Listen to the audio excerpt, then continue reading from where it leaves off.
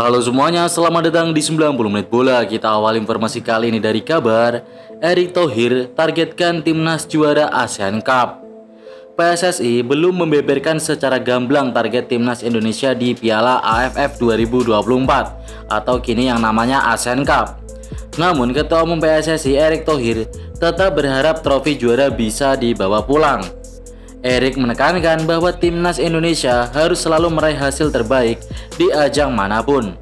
Jadi walau nanti diisi mayoritas pemain U22, pasukan Sintayong tidak boleh main-main di Piala AFF. Kita mau yang terbaik, apapun nanti kita lihat hasilnya. Kalau bisa juara, ya bagus. Tegas Erick Thohir kepada awak media di Bali United Training Center pada Sabtu 23 November. Timnas Indonesia belum pernah berhasil menjuarai Piala AFF dan kini Sintayong mempercayakan skuad diisi mayoritas pemain muda. Piala AFF bakal dihelat selama 8 Desember 2024 hingga 5 Januari 2025. Indonesia berada di grup B bersama Vietnam, Filipina, Myanmar, dan Laos. Martin Paes libur MLS, Erick tak paksa main buat timnas. Martin Paes tidak akan diikutsertakan dalam skuad timnas Indonesia untuk Piala AFF. Setidaknya itulah penegasan dari Ketua Umum PSSI Erick Thohir. Piala AFF bakal dihelat selama 8 Desember 2024 hingga 5 Januari 2025. Di sisi lain, Liga Amerika sedang libur kompetisi dan musim reguler MLS biasanya mulai pada Januari. Celah ini bisa saja dimanfaatkan Paes untuk membela timnas Indonesia di Piala AFF. Namun Erick Thohir menegaskan bahwa kiper FC Dallas itu tak akan dipanggil untuk turnamen antar negara Asia Tenggara itu. Menurutnya sang pemain berhak liburan. Kadang-kadang pemain harus ada jedanya. Pemain kan bukan robot, dia perlu waktu recovery.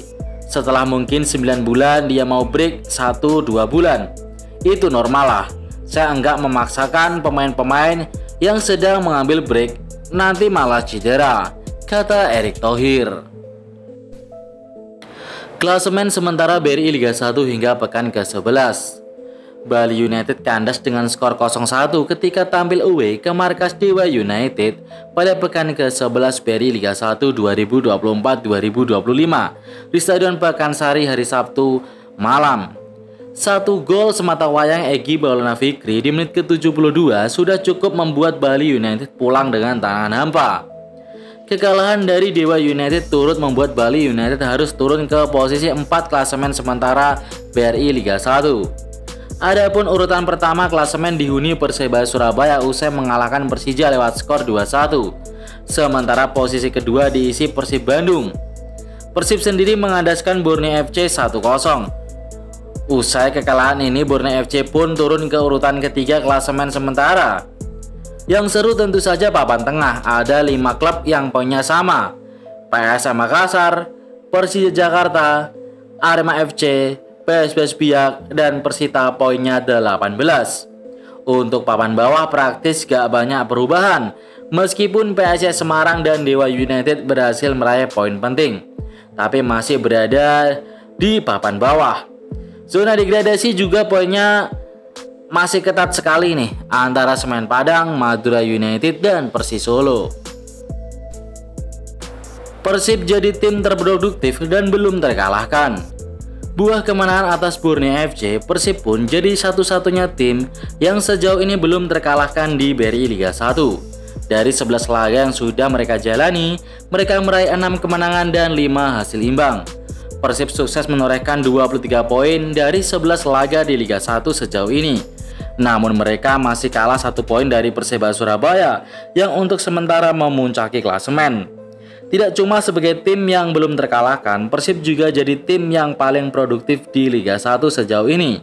Total mereka sudah mencetak 19 gol dan hanya kebobolan 8 gol. Mereka jadi tim dengan selisih gol yang tertinggi di Liga 1 sejauh ini, yakni 11. Namun perkara produktivitas, ada Dewa United yang menyamai torehan mereka dengan 19 gol juga. Tapi kok masih sering dihina badut ya? Padahal Persib ini jago loh.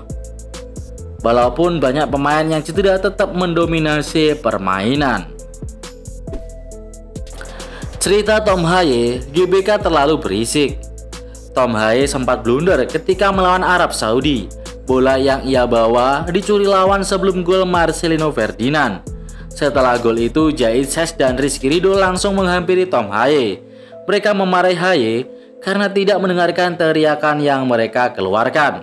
Namun Tom Haye mengaku sulit mendengarkan teriakan dari rekan setimnya saat menjalani laga di Stadion Utama Gelora Bung Karno, terutama ketika stadion itu terisi penuh oleh supporter.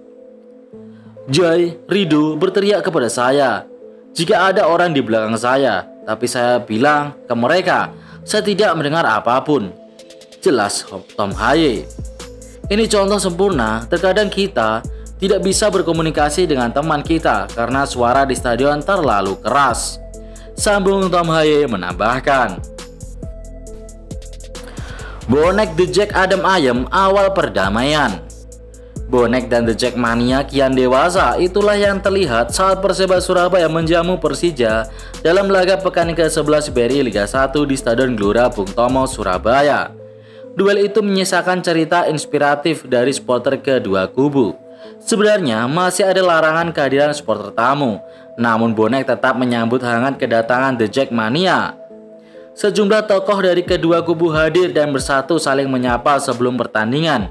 Dari kubu Bonek ada ketua atau dari kubu Bonek ada beberapa tokoh. Lalu hadir pula ketua umum The Jack Mania Diki Sumarno. Bonek memulai dengan menyapa The Jack Mania dengan menanyakan kabar. Hal itu dibahas dengan hangat. Momen ini seolah menunjukkan bahwa larangan supporter tamu hadir di pertandingan BRI Liga 1 sudah tidak ada artinya. Tidak jarang lagu bernada PC War juga terdengar. Namun kedewasaan kedua kubu membuat mereka saling memahami dan tidak melahirkan konflik lebih lanjut.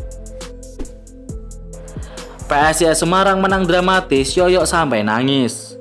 Pelatih PSIS Semarang Gilbert Agius merasa lega setelah anak asuhnya bisa mengakhiri tren tanpa kemenangan ketika menghadapi Persik Kediri pada laga pekan ke-11 BRI Liga 1. Dalam duel yang berlangsung di Stadion Brawijaya Kediri pada 23 November sore, PSIS Semarang berhasil mencuri 3 poin dari Persik Kediri setelah menang 1-0 lewat gol telat Evandro Brandao di menit ke-89. Sementara itu, calon wali kota Semarang Yoyok Sukawi sekaligus CEO PSIS Semarang tampak menangis haru setelah mendengar kemenangan PSIS menang. Hal ini menjadi kabar baik karena tanggal 27 November nanti akan ada pencoblosan. Arema terancam kehilangan 2 pemain andalan. Ada kemungkinan saat melawan Persita, Arema kehilangan banyak pemain. 2 pemain senior Ahmad Alfarizi dan Dendi Santoso dikabarkan melanjutkan kursus kepelatihan. Sedangkan Pablo Oliveira terkena sanksi akumulasi kartu. Belum lagi jika 2 pemain muda dipanggil timnas Indonesia untuk pemusatan latihan Piala AFF. Pelatih Arema melihat Arkan Fikri dan Ahmad Maulana layak bergabung dengan tim muda yang akan diterjunkan di turnamen level Asia Tenggara itu. Ya, belum lagi Ahmad dan Arkan juga dipanggil ke timnas Indonesia. Sampai sekarang kami belum tahu, jadi kami harus siapkan semua antisipasinya, kata Joel Corneli. Biasanya saat ada jeda kompetisi, Arema menggelar latihan fisik di Kebun Raya Purwodadi. Namun kali ini agenda itu tidak dilakukan karena jeda pertandingan kurang dari 2 pekan, sehingga kondisi fisik pemain dianggap masih terjaga.